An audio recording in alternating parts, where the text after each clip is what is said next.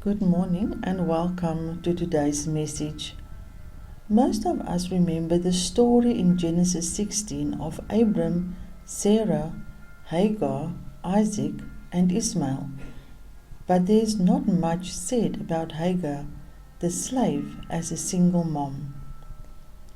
Sarah got impatient and could not wait any longer for the promises of God to come into fulfilling, as God said that she would give birth to a son as Abram's heir, and therefore instructed Abram to go into the tent of her slave, Hagar, and sleep with her.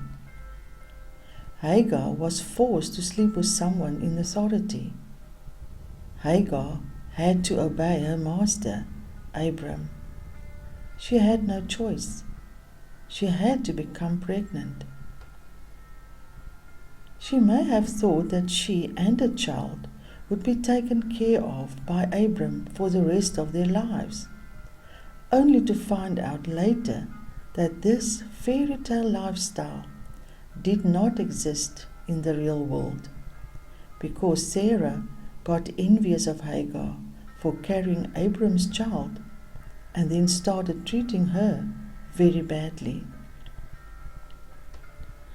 At some point, Hagar decided to rather run away into the desert because of her abuse from her mistress, Sarah.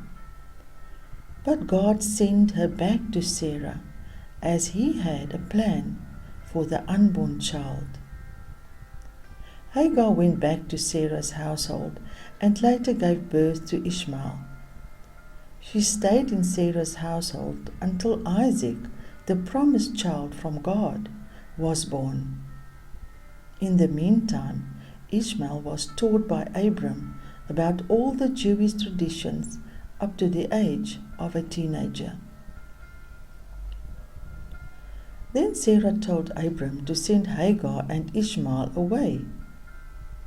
Abram loved Ismael, as he was his firstborn, but God confirmed to Abram that he should listen to Sarah this time and send them away.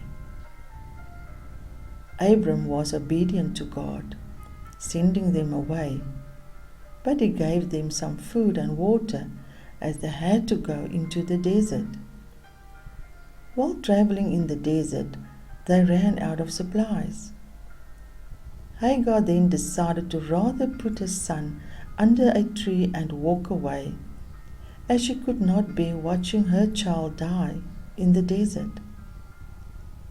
So she sat at a distance and cried out to God, and God heard Hagar's prayer as well as the cry of the boy. He opened Hagar's eyes so that she could see the well nearby, and they were saved. This is the story in short of Hagar, Ismael, Abram, Sarah, and Isaac. When Abram visited Hagar's tent, she had no idea that she would end up being a single mom. As Abram's slave, his property, she had no choice or the freedom to choose. She had to allow it. You see, sometimes we also go through similar situations in life, where due to circumstances we virtually don't have a choice but to go with the flow. Sometimes we end up in situations that are not good for us or our children, just because we need security or even acceptance. As time goes on, we end up realizing that we have made a mistake.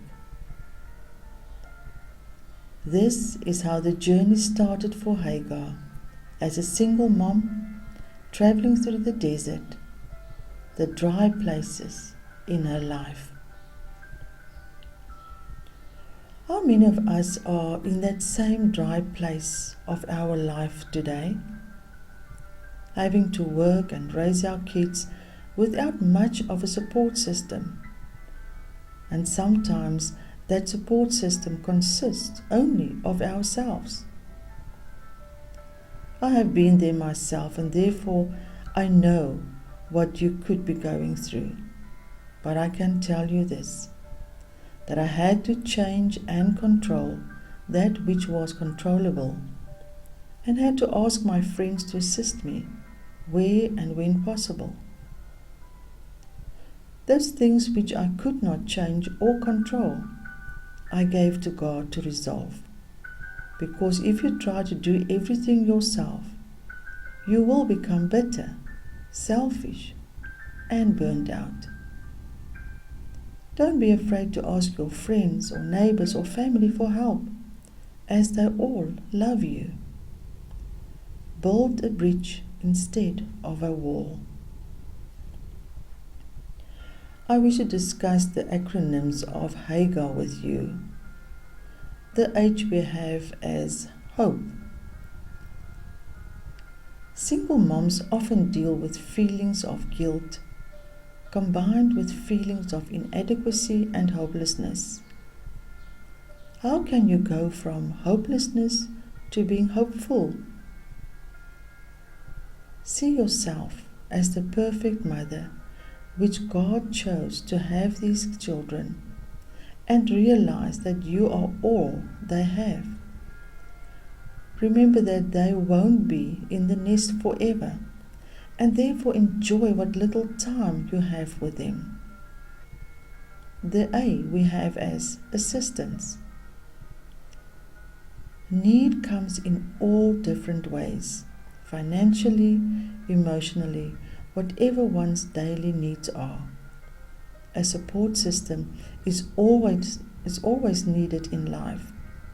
And because most single moms do not have family or a husband to support them, others have to step in and assist.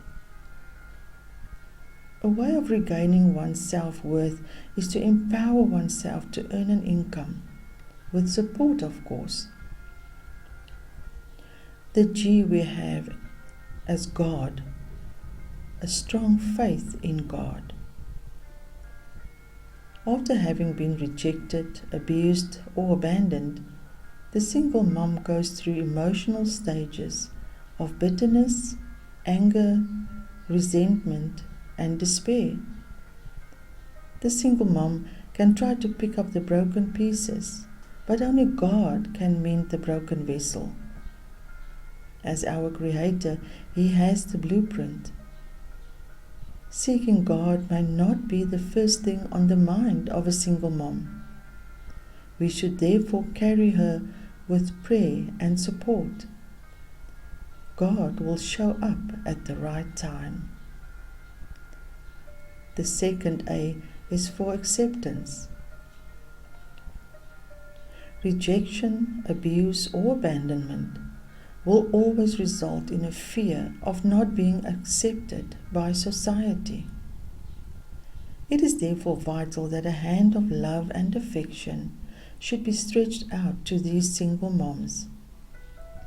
Treat her with respect, no matter what the situation, and do not feel threatened by her visiting you and your family, not allowing her near your husband, as you think she would be stealing him.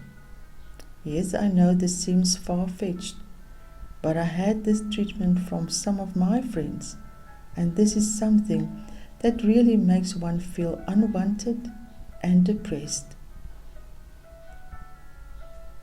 The R in Hagar we have as relief or relief. A single mom's concern is firstly for the safety of her children. Most of the time, a single mom will give her child the very last of what she has, even if she herself has to go without. By supporting a single mom, you will not only relieve the need of the child, but also that of the mom. A single mom is usually the sole provider for the family, and therefore she has to cope with extreme responsibilities, which results in a lot of stress. If friends and family could assist with For instance, looking after the children occasionally, the single mom could have some me time as well. This will revitalize her spirit, and she would have new strength to continue on this journey. Let your motto be the following: never give up, as your children need you. Listen to the quote of Theodore Roosevelt: each time we face our fear, we gain strength, courage, and confidence in the doing. And lastly, I wish to read to you the following quote as well.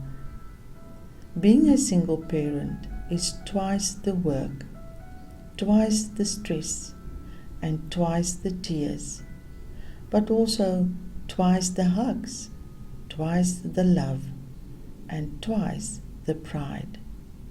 May you be blessed by this message.